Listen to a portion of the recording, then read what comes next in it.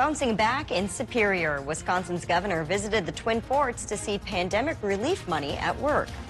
Plus, stopping a Grinch in his tracks, how Bentleyville's new security system aims to keep the holiday spirit alive. And COVID's toll continues to overwhelm hospitals in the Northland, how local nurses are responding. From CBS 3 Duluth, this is the CBS 3 News at 6. Good evening, I'm Briggs LaSavage. Kristen is off tonight. Thanks for joining us. Wisconsin's governor made a trip to Superior today, getting a first-hand look at how pandemic relief money is being put to use. CBS 3's Rob Coles was there for the governor's visit to learn more about a unique project. Governor Tony Evers met with Superior Mayor Jim Payne to tour the city's historic former post office building. Local officials want to use American Recovery Plan money to turn the old post office into a business center for future entrepreneurs. They say the center will provide future entrepreneurs the guidance to turn their skills into a flourishing business. Officials say Superior has seen a boom in businesses opening up throughout the pandemic. Many have opened in the city's Main Street district on Tower Avenue. After touring the post office, Governor Evers met with some of these Main Street business owners. The governor says focusing on helping small businesses bounce back from the pandemic is a priority for him.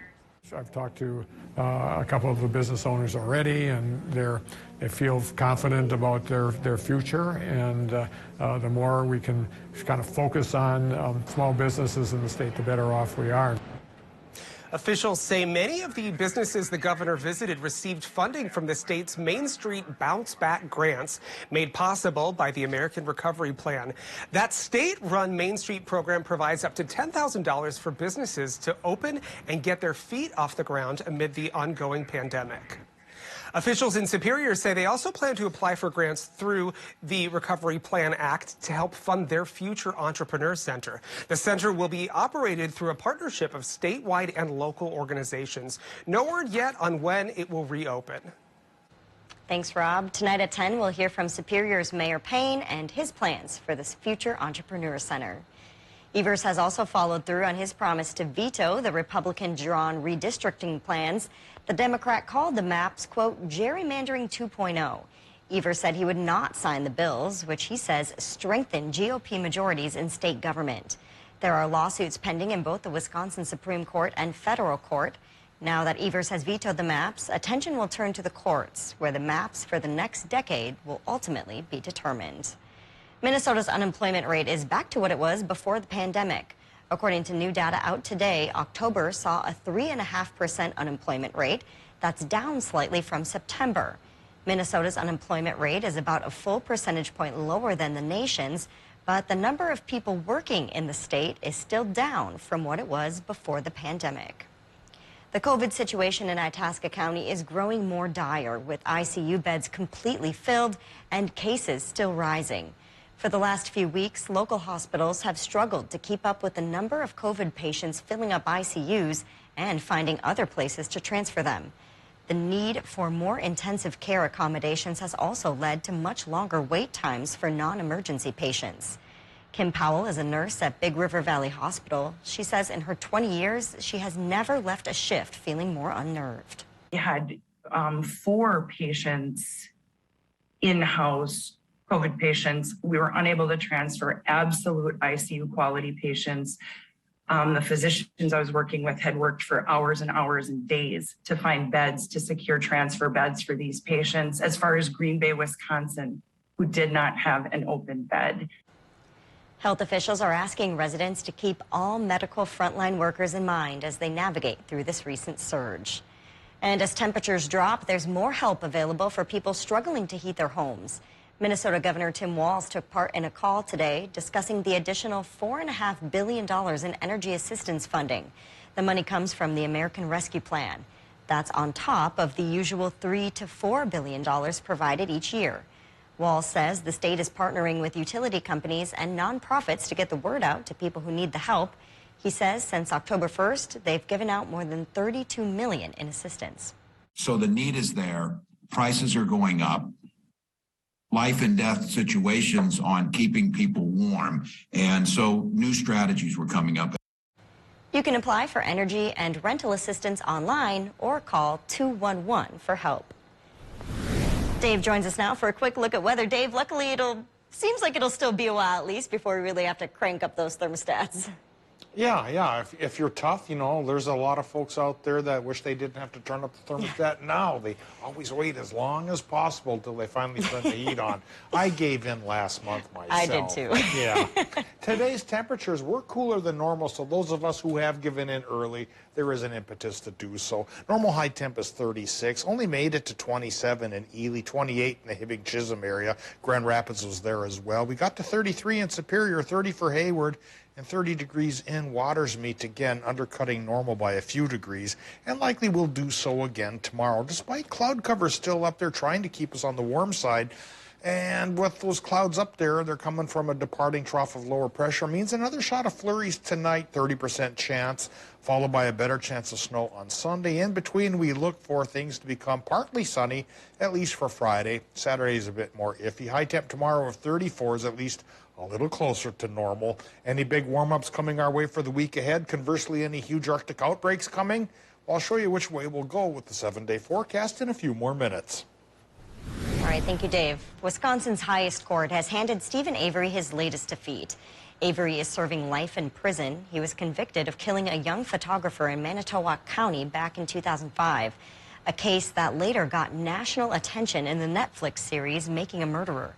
But today, the Wisconsin Supreme Court rejected Avery's request to review his conviction. His latest appeal asked the court to review several issues, including what he called his ineffective defense team. Avery's nephew, Brendan Dassey, was also convicted in the case.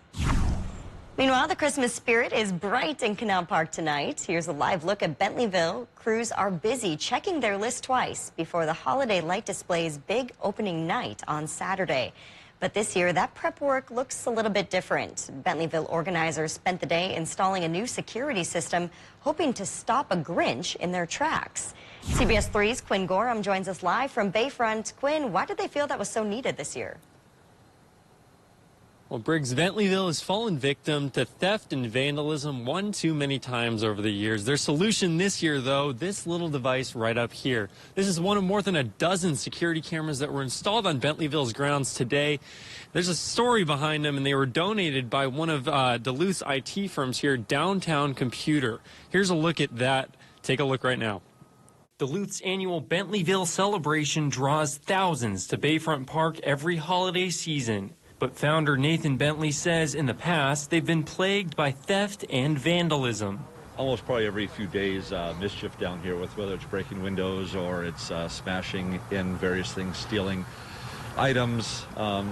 It's not a high dollar damage, but it's a nuisance damage. This year, Bentley wants to stop those problems before they happen.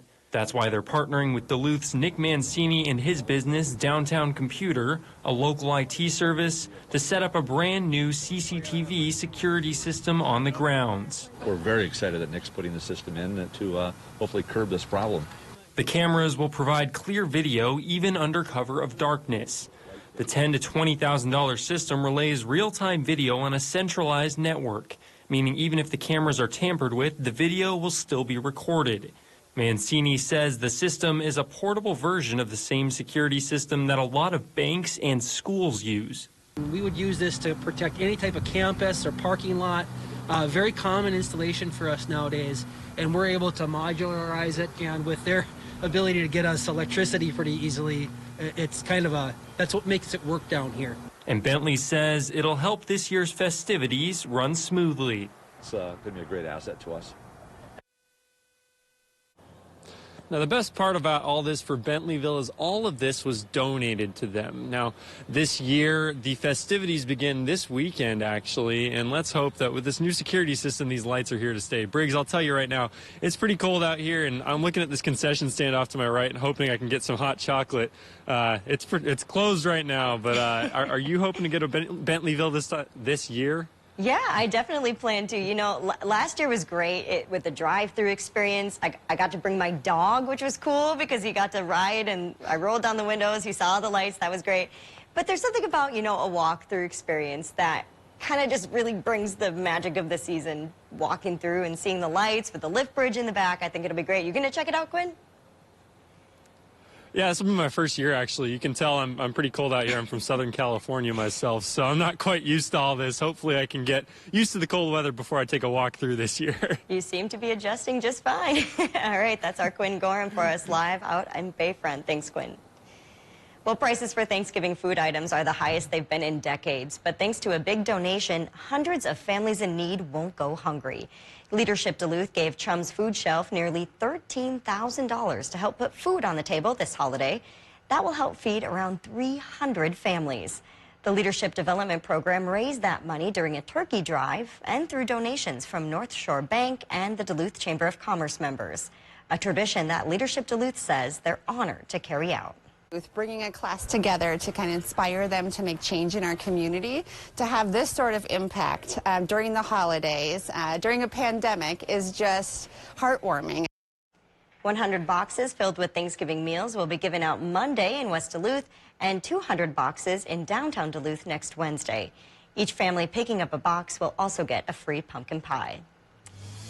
Still to come on Live Local, CBS 3, the Build Back Better plan is facing steep opposition from lawmakers on both sides.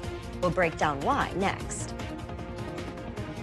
Record high temperature today is 64 degrees from 1904. Today we didn't even get halfway there. 29 the top temp at the airport in Duluth. Temperature-wise, we'll be a little bit below normal for a couple of days, then even more below normal after that. Will that linger for several days or just be one little blip? I'll show you what our 7-day timeline has to say about that right after the break. Get your news on the go. The CBS 3 mobile app.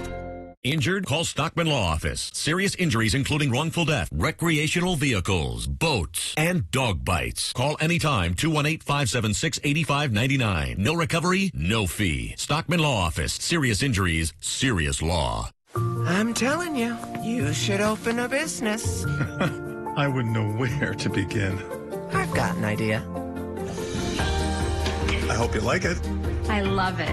Just one question. What's that? It's a chair. New plan. You make the furniture. I make the ideas. NBC makes them happen. That was always the plan. Bring us your best ideas. National Bank of Commerce. We make more possible. I'm Dr. Ben Nelson, orthopedic and sports medicine physician at Essentia Health and the medical director for the UMD Bulldogs. Essentia Health provides on-site care for UMD student athletes. We ensure they can compete at the highest level while protecting their long-term health and athletic futures. Essentia Health Orthopedics and Sports Medicine team is proud to offer expert care to the UMD Bulldogs and our community.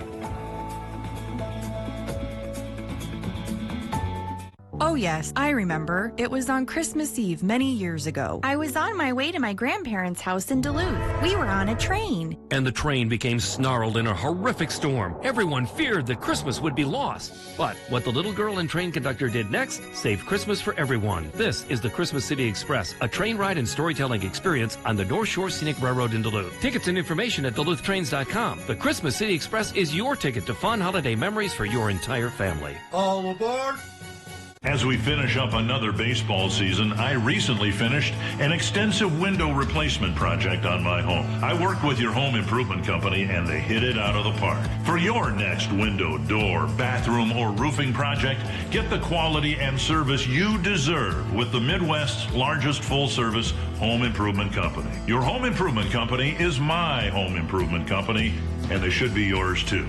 Contact them today for a free estimate on your next home project. Contact Cloquet Flooring to get a free in-home consultation on any flooring installation. With Mohawk's premium flooring options and over 30 years experience, we can help you make those tough decisions. Give Cloquet Flooring a call or visit us at cloquetflooring.com. Cloquet Flooring.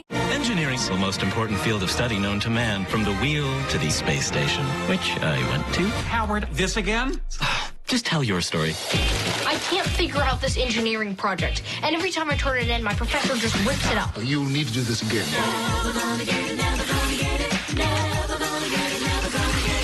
What are you doing? Watching Sheldon struggle with homework. It's so great. A new Young Sheldon, tonight at 8, 7 Central on CBS and streaming on Paramount+. CBS 3 News is brought to you by Fond du Lac Casino. CBS 3 weather is brought to you by Lake Superior College.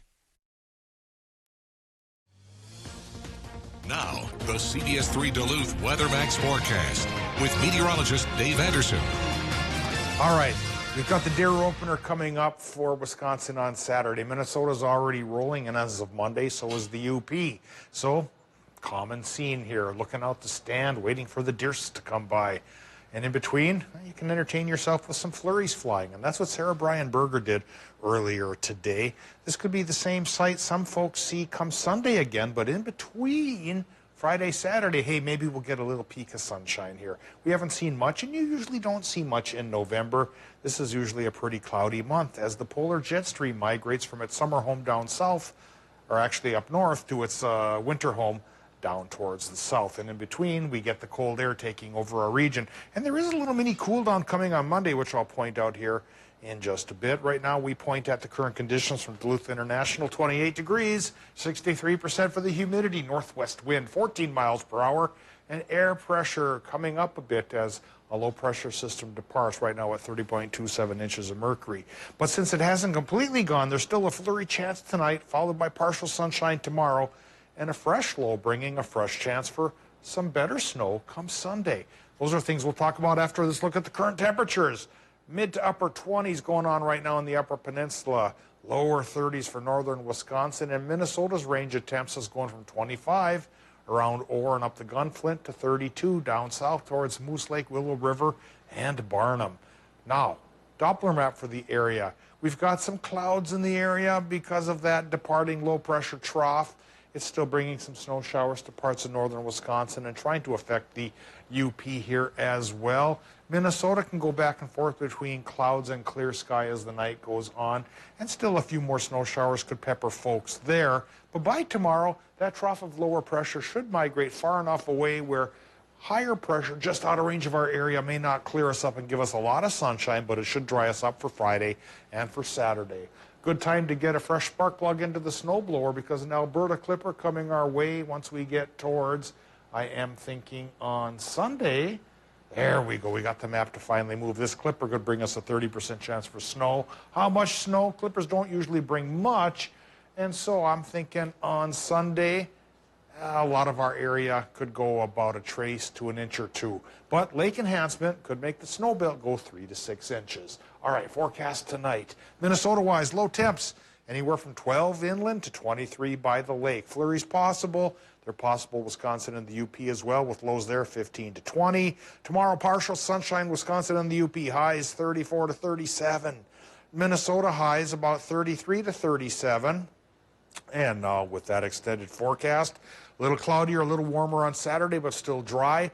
Then there's that chance for the lighter snows on Sunday, followed in turn by a one-day cool down. Monday, 25 for the high, 12 for the low. After that, we perk back up into the 30s, at least for a couple of days. All right, thanks, Dave. Moving on to Washington, D.C., we're taking a live look at the Capitol tonight. That's where President Biden's nearly $2 trillion social spending plan, known as the Build Back Better Act, could be headed toward a vote in the House this evening. That's if Democrats get good news from the Congressional Budget Office about the true cost of the bill. House Democrats say President Biden's Build Back Better plan is the largest government investment this country has seen since FDR's New Deal. However, there is pushback from both sides of the aisle. Republicans remain opposed, saying the plan costs too much. Meanwhile, there's disagreement among Democrats over one of the bill's provisions that would benefit individuals in high-tax states, raising the cap for the state and local tax. This isn't about who gets a tax cut. It's about which states get the revenue that they need in order to meet the needs of the people. Moderate House Democrats say they will support the Build Back Better plan if it doesn't add the federal deficit. Alexis Bass joins us now. Alexis, what do you got for us tonight? Well, Riggs, we have some dreams coming true in Duluth, which is really exciting. With the Winter Olympics right around the corner, Bulldog Country may be sending a few players to Beijing for the 2022 Winter Games. And speaking of dreams coming true, the ESCO football team is headed to the bank for the state tournament. I'll reel in sports next. Join us weeknights. We're live at 5 as we go around the Northland, city by city. When severe weather hits, tune to CBS 3 for up-to-date coverage morning and night. CBS 3 Live Cams, brought to you by KohlerChef.com, now featuring the Kohler Express Deal online buying solution. KohlerChef.com, a better way to buy. Welcome to Medical Insight, a weekly healthcare feature brought to you by the experts at Essentia Health. Here's your host, Louis St. George. Today on Medical Insight, Kenzie Holman tells us about the Essentia Health Specialty Pharmacy, which manages medications for complex and chronic conditions. Specialty pharmacy is an ambulatory pharmacy service like a traditional retail pharmacy. The big difference is in the conditions that we treat and the medications that we're providing. Specialty medications tend to be more complex in administration, in their regimen, or simply have more difficult side effects to manage. Patients that are receiving specialty medications include oncology, hematology, multiple sclerosis, a number of chronic inflammatory diseases like rheumatoid arthritis, psoriasis, Crohn's disease, as well as other conditions like growth hormone deficiency. The specialty pharmacy team at Essentia includes professionals who assist and advocate for patients, saving them millions of dollars over the years. Many of the specialty medications are very high cost, and so our navigators and liaisons are very integral in helping the patients access these high cost therapies. I think one of the most fulfilling pieces is helping patients, connect them with the resources that allow them to be successful with their medications. Patients can get their medications delivered directly to their home, or they can pick it up at any of our 21 pharmacy locations. Our pharmacy locations can provide over-the-counter medications or non-specialty prescriptions as well, and patients can get their meds by curbside delivery at those locations if they choose. The specialty pharmacy is located in Superior, but serves patients from all over. For Medical Insight, I'm Louis St. George. To learn more about this and other health topics, visit essentiahealth.org/medicalinsight.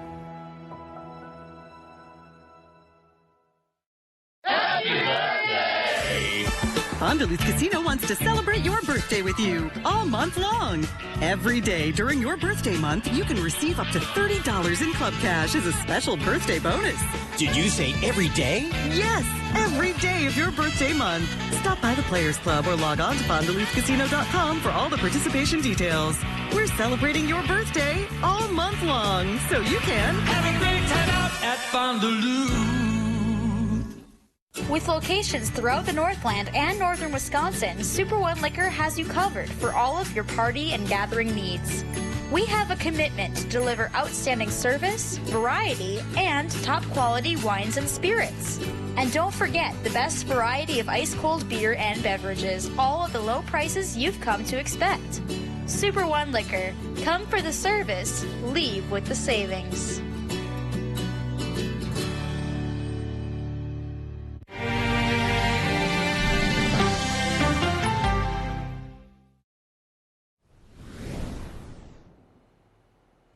There's a first for everything, but this opportunity ranks among the one in a million kind of firsts. UMD senior goaltender Emma Soderberg has the chance to perform on the world's biggest stage in athletics, dressing as an Olympian for the first time in February. This past Sunday, Soderberg helped Team Sweden qualify for the 2022 Winter Olympics, following a 15-0 shutout win over Korea on Saturday. The WCHA 2021 Goalie of the Year is now the second rostered Bulldog to represent a national team who has booked their ticket to Beijing so far this year. While Soderberg is patiently awaiting a final roster decision, she's confident that she will make the cut after splitting ice time with the other goalie this past weekend. All in all, UMD may have as many as 9 active and former players spread across 5 various Olympic squads come the 2022 Winter Games. It was a great experience. I had 2 weeks with the Team Sweden. I got to see a lot of my old teammates and stuff, and it was a great environment, and obviously the game started out great for us, so it was really giving. But I can just hope that I put myself in a good enough position to be on the final roster. So it was on a recruiting visit here, and we were sitting down talking about, how to get to the Olympics and how to get her here and all of those things. So it's a really rewarding process to have gone through, and hopefully she'll be on that final roster, and we'll get to celebrate her in February. Olympic history on Bulldog ice runs deep, and Crowell makes it crystal clear as to how important it is to her and the entire UMD program in advocating towards making these Olympic dreams come true. The Lady Bulldogs battle at Bemidji's Barn this Friday. Puck drops at 3:01 p.m. Well, there's only one high school football team from Section 7 left in the playoffs, and that is the Esco Eskimos. The Moes will be playing in their first state semifinal game on Saturday at US Bank Stadium. Esco is the 7th seed in Class 3A and will be taking on the 2 seed Daskell Cokato. Head coach Scott Arntzen moved some of their practices indoors this week to the Proctor Indoor Sports Center so they can simulate the warmer atmosphere and represent the Northland down at the bank. Yeah, for sure. Now people, like even coming in here, they're saying, you know, go represent northern Minnesota, and so it's starting to sink in that the pressure's really on. I've just heard that it's a surreal experience, and we're all super excited to finally make it there. So the kids are obviously, they're fired up to go play. It's something they've talked about and dreamt about, and their hard work is now paying off, and they're getting to do what they've wanted to do. Both teams come in undefeated. Kickoff between the Eskimos and Chargers at US Bank Stadium is at 4:30 on Saturday. With the season of giving upon us, Duluth curling fans are about to receive quite a treat this weekend. The Team USA Olympic Curling Trials finals are set, and it's a sweet one. The reigning gold medalists of Team Schuster are matched up with Team Dropkin, a team of 2 Duluth residents and 2 Bemidji residents. So no matter who comes out on top this weekend, the Northland will be sending curlers to the Olympics in February. John Schuster is, of course, from Chisholm and currently lives in Superior. Game 1 of the finals is on NBC Sports Network tomorrow night at 5 o'clock. Briggs, we'll be sure to have front row seats to that. Yeah. It's a win-win situation. You can't lose in that. So really exciting to see local guys representing us, especially on the world's biggest stage. Yeah, that'll be so awesome. You said it in your tease, so many athletes achieving their dreams. Fun to watch. Yes, you gotta fingers crossed for them for sure. Absolutely. Thanks, Alexis. Well, the Christmas City of the North Parade draws thousands of people to Superior Street each year. Now, one business that's become a popular place to watch along the route is showing what the holiday spirit is truly about. Sir Benedict's Tavern will be collecting donations for Toys for Tots during the parade tomorrow night. Josh Stotts, who owns Sir Ben's, says it's important to them to support this cause, so they hope the whole town will come out. He adds that all proceeds from the children's buffet at tomorrow night's event will go directly to Toys for Tots. So, Dave, we're hoping for some good weather tomorrow night for the parade. Well, I think it'll be cool as it usually is, but it won't be storming like a couple years back when that blizzard went rolling down the street. Yeah, that one was pretty rough indeed. Of course, I'll be leading the parade as part of the Coast Guard contingent with the Color Guard. Hopefully, folks will watch our news, then go over and check out the parade. And check out this week's 7-day forecast. Partly sunny during the day on Friday. Probably mostly cloudy at night, high temp 34. Saturday is cloudy and 38. Next chance for snow comes our way on Sunday, 1 to 3 inches for most of us, but the snow belt could pull 3 to 6. All right, thanks, Dave. We'll see you back here at 10.